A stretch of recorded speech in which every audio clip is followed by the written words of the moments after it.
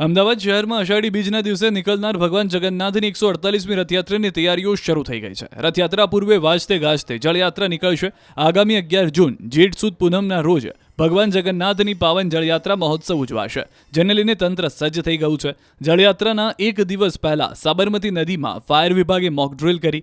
ફાયરની team દ્વારા action plan તૈયાર કરવામાં આવ્યો. નદીમાં ડૂબવાથી લઈ રેસ્ક્યુ કેવી રીતે કરવું અને ત્યારબાદ તાત્કાલિક હોસ્પિટલ કેવી રીતે પહોંચાડ્યું, સમગ્ર બાબતની મોક ડ્રીલ કરાય. સાબરમતી નદીના પવિત્ર જળથી ભગવાનનો મહાઅભિષેક કરાશે. જળયાત્રામાં મોટી સંખ્યામાં ભક્તોનો જમાવડો અને રાજકીય નેતાઓ, સાધુ સંતો જોડાશે. જગન્નાથ મંદિરથી સવારે 8 વાગે વાજતે ગાજતે જળયાત્રા નીકળશે.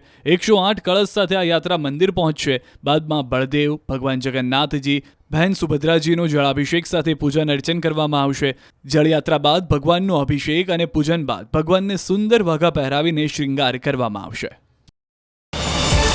QR કોડ સ્કેન કરો અને ડાઉનલોડ કરો News 18 એપ. મેળવો ગુજરાત અને દેશ દુનિયાની પળે પળની અપડેટ્સ.